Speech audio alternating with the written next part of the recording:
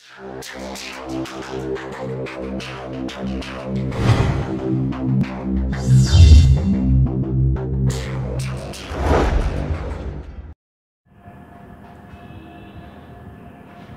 वालेकुम स्टूडेंट, मैं उम्मीद करता हूँ कि आप सब खैरियत से होंगे। स्टूडेंट, आज हम एक फिर वेरी इंपॉर्टेंट टॉपिक के साथ आपके सामने हैं कि आज हम ये डिस्कस करेंगे कि कॉम्बिनेशन ऑफ रेजिस्टेंस क्या होते हैं, जिसमें दो टाइप्स हैं। एक सीरीज कॉम्बिनेशन होता है, एक पैरेलल कॉम्बिनेशन होता है। तो हम इन दोनों कॉम्बिनेशन को आज स्टडी करेंगे। स्टूडेंट, सबसे पहले बात करते हैं कि सीरीज कॉम्बिनेशन क्या होता है, और इससे भी बढ़ के ये सीरीज कॉम्बिनेशन हम यूज क्यों करते हैं, सीरीज कॉम्बिनेशन हम यूज कहां करते हैं। इस सीरीज कॉम्बिनेशन के रिलेटेड आपसे कुछ की पॉइंट्स में आज जो है शेयर करने वाला हूं। तो आपसे सिर्फ ये रिक्वेस्ट होगी कि आप इस लेक्चर को एंड तक कंप्लीटली वॉच करें, ताकि सीरीज कॉम्बिनेशन से रिलेटेड आपके माइंड में कोई भी अनक्लैरिटी ना रहे। तो स्टार्ट करते हैं आज का अपना lecture as a series combination. Student, अब सीरीज कॉम्बिनेशन होता क्या है? ऐसा कॉम्बिनेशन जिसमें रेजिस्टेंसेस को हम जोड़ देते हैं with ends two ends. Student, ये इसके एंड को नेक्स्ट के एंड के साथ, इसके एंड को नेक्स्ट के एंड के साथ। तो ऐसा कॉम्बिनेशन जिसमें resistor end to end connected हो, उस कॉम्बिनेशन को बोलते हैं सीरीज कॉम्बिनेशन। स्टूडेंट, क्या है कि let's suppose we have 3 resistor, you can take a number of resistances। अब यहाँ पे हमने 3 रेजिस्टेंसेस कंसीडर की हैं। इन तीनों को हमने एंड टू एंड कनेक्ट किया है। एंड टू एंड कनेक्ट करने के बाद सीरीज में हमने एक बैटरी लगा दी है, और हमने यहाँ पे एक स्विच लगाया हुआ है, जिस स्विच की मदद से हम सर्किट को ऑन या ऑफ कर सकते हैं। स्टूडेंट, अब अगर मैं इस स्विच को यहां से ऑन करता हूं, तो अब यहां से आप एक ये इसकी कैरेक्टरिस्टिक भी लिख सकते हैं, इसको की पॉइंट भी कह सकते हैं। अब यहां कैरेक्टरिस्टिक किया है कि same current flow through the each resistor. Friend, जब हम इस बैटरी को इन रेजिस्टेंसेस के अलॉन्ग कनेक्ट करेंगे, तो उससे होगा क्या कि यहां लेट्स सपोज एक कन्वेंशनल करंट चला फ्रॉम पॉजिटिव टू नेगेटिव। अब ये करंट इन तमाम रेजिस्टेंसेस से होता हुआ यहां से, या इसकी ये क्या होगी डायरेक्शन, पॉजिटिव टर्मिनल से इन होगा, नेगेटिव से इस पॉइंट से क्या करेगा, लेट्स सपोज ये पॉइंट ए है और ये पॉइंट है बी है। तो इन तमाम रेजिस्टेंसेस में से जो करंट पास होगा वो तो सेम होगा। क्यों? क्योंकि करंट के पास करने के लिए कोई और रास्ता नहीं है, कोई और वे नहीं है।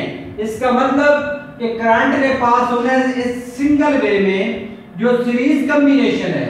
तो value of current in series combination will remain same. First point. Second point कि but potential difference distribute in the ratio of resistances. अब इन दो पॉइंट्स को आप समझ लें। स्टूडेंट, यहां मिस्टेक करते हैं कि सीरीज और पैरेलल को आपस में मिक्स कर देते हैं। अब यहां पे ये पॉइंट क्लियर करें कि जो पोटेंशियल डिफरेंस होगा अक्रॉस ईच रेजिस्टेंस क्या होगा, विल डिस्ट्रीब्यूट, क्या होगा, डिवाइड होगा। हर एक रेजिस्टेंस के अलॉन्ग पोटेंशियल डिफरेंस की वैल्यू डिफरेंट होगी। क्यों? क्योंकि जो पोटेंशियल ड्रॉप अक्रॉस रेजिस्टेंस होता है वो डायरेक्टली प्रोपोर्शनल टू होता है दैट रेजिस्टेंस। क्या मतलब कि अब ये डिपेंड करता है कि यहाँ पे रेजिस्टेंस की वैल्यू कितनी है। अब ये यहां तक है, आपके पास इसको हम V1 कहेंगे कि अब डिपेंड करता है रेजिस्टेंस की वैल्यू कितनी है। अगर वैल्यू ज्यादा होगी तो यहाँ पोटेंशियल का ड्रॉप ज्यादा होगा, अगर वैल्यू कम होगी तो पोटेंशियल का ड्रॉप कम होगा। तो ये डिपेंड करता है रेजिस्टेंस पे, इसलिए हर एक रेजिस्टेंस के लिए पोटेंशियल जो ड्रॉप होगा अक्रॉस ईच रेजिस्टेंस वो क्या होगा, डिवाइड होगा और वो डिफरेंट होगा इन केस ऑफ सीरीज कॉम्बिनेशन। तो इस पॉइंट को आप यहां से नोट करें। रिवाइज कर देता हूं कि current flowing in series combination will remain same, but potential drop across each resistance will be different। अब ड्रॉप क्या होता है स्टूडेंट, इस पॉइंट को भी आप गौर समझ लें कि लेट्स सपोज ये रेजिस्टेंस है। अब रेजिस्टेंस क्या होती है, ऐसे समझ लें कि ये एक ऐसी बला का नाम है जो हमेशा भूखी होती है। और भूखी किसकी है, इसकी भूख मिटाता कौन है, पोटेंशियल डिफरेंस। अगर ये बड़ी बला है तो इसकी भूख मिटाने के लिए पोटेंशियल डिफरेंस ज्यादा चाहिए होगा, तो ये अपने अंदर ज्यादा पोटेंशियल रख लेगी। और अगर ये कोई बला का बच्चा है तो अपनी भूख मिटाने के लिए ये अपने अंदर कम पोटेंशियल रखेगा। मतलब क्या है कि अगर रेजिस्टेंस ज्यादा होगी पोटेंशियल का ड्रॉप ज्यादा होगा, अगर रेजिस्टेंस कम होगी तो पोटेंशियल का ड्रॉप कम होगा। तो इन दो पॉइंट को लेते हुए हमने यहाँ पे मेंशन किया है कि ये हमारा करंट क्या रहेगा, सेम रहेगा। अब जब करंट सेम है तो फिर डिफरेंट कौन है, पोटेंशियल डिफरेंस। इसका मतलब यहाँ जो करंट इन हुआ है वही करंट यहाँ से आउट हो गया। यहाँ से ये एक क्लॉकवाइज रोटेशन में मूव कर रहा है। स्टूडेंट आप देखेंगे क्या, बट पोटेंशियल तो डिवाइड हो गया। अब ये टोटल पोटेंशियल अगर मैं निकालना चाहूं तो मैं क्या करूंगा, जो पोटेंशियल ड्रॉप हुआ है अक्रॉस ईच रेजिस्टेंस उसको ऐड कर देते हैं। तो ऐड करेंगे तो हमारे पास V आ जाएगा। अब इनको ऐड कर दिया। अब V इज इक्वल टू क्या होता है, IR according to Ohm law. तो अब यहाँ पे बात टोटल की हो रही है तो हम R इक्विवेलेंट लिखेंगे, इक्विवेलेंस रेजिस्टेंस। और V1 है तो ये I तो पास कर रहा है, साथ V1 है तो फिर आप क्या करेंगे, IR है 1, सिमिलरली IR है 2 और IR है 3। तो ये आपने यहां से लिख लिया, I कॉमन ले ले, कट कर दे। अब ये आपके पास रेजिस्टेंसेस के लिए एक जनरल फार्मूला आपके पास है आ गया। और ये किस केस में था, जब हमारे पास जो 3 रेजिस्टेंसेस हमने सीरीज में कनेक्ट की हुई थी, और अगर ये रेजिस्टेंस क्या हो, n नंबर ऑफ रेजिस्टेंसेस हो, तो हम क्या, अब एक हमारे पास फार्मूला आ गया तो अब हम क्या करेंगे, सिंपली डॉट लगा के Rn कर देंगे। तो ये आपके पास Rn। अब इन दो पॉइंट्स को आपने गौर से समझना है। और लास्ट पे जो मैंने शुरू में कहा था कि why we use series combination, where we use series combination, हम इसको पढ़ते क्यों हैं, हमारे लिए इसका पढ़ना जरूरी क्यों है, दो बातें लास्ट पे शेयर करूंगा आपसे।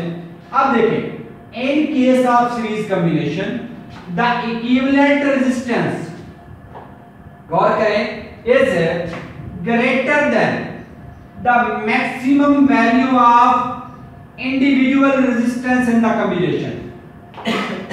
इस बात को यहां से आप अंडरस्टैंड करें कि ये जो इक्विवेलेंट रेजिस्टेंस होगी ये इन तीनों में से हर एक से बड़ी होगी। लेट्स सपोज हम ये कहते हैं कि इस रेजिस्टेंस की वैल्यू 5 ओम है, इसकी 10 ओम है, इसकी 15 ओम है। तो आप यहां पे देखें 5 प्लस 10 प्लस 15, तो ये आपके पास कितनी हो जाएगी, नेट ये हो जाएगी आपके पास 30। अब 30 क्यों है, क्या है, वो इक्विवेलेंट है। इसका मतलब ये है जो इक्विवेलेंट रेजिस्टेंस होगी वो इस कॉम्बिनेशन में मौजूद सबसे बड़ी रेजिस्टेंस से भी बड़ी होगी। ये पॉइंट था student, in case of series combination the equivalent resistance is greater than the maximum value of individual resistance in the combination. क्या होगा, उस कॉम्बिनेशन में जो सबसे बड़ी रेजिस्टेंस है इक्विवेलेंट उससे भी बड़ी होगी। पहला पॉइंट। दूसरा पॉइंट, ये रेजिस्टेंस जो हमने कनेक्ट की है इनकी वैल्यू डिफरेंट थी, 5, 10, 50 लेट्स सपोज कुछ भी। अगर if the identical resistances are connected in series, अगर आइडेंटिकल रेजिस्टेंसेस कनेक्टेड हो सीरीज के अंदर और आपको न्यूमेरिकल कर रहे हैं, तो आपको ये सारी कैलकुलेशन करने की जरूरत नहीं है। आपके पास एक ट्रिक है, जिस ट्रिक को यूज करते हुए आप इक्विवेलेंट रेजिस्टेंस और उस रेजिस्टेंस के अलावा किसी भी रेजिस्टेंस के अलावा पोटेंशियल डिफरेंस चुटकियों में निकाल सकते हैं। अगर आइडेंटिकल रेजिस्टेंसेस होंगी तो फिर जो इक्विवेलेंट रेजिस्टेंस होगी वो एनआर होगी। लेट्स सपोज हमने यहां यही 3 रेजिस्टेंस लगाई हुई थी और हर एक रेजिस्टेंस की जो वैल्यू थी वो 5 ओम थी।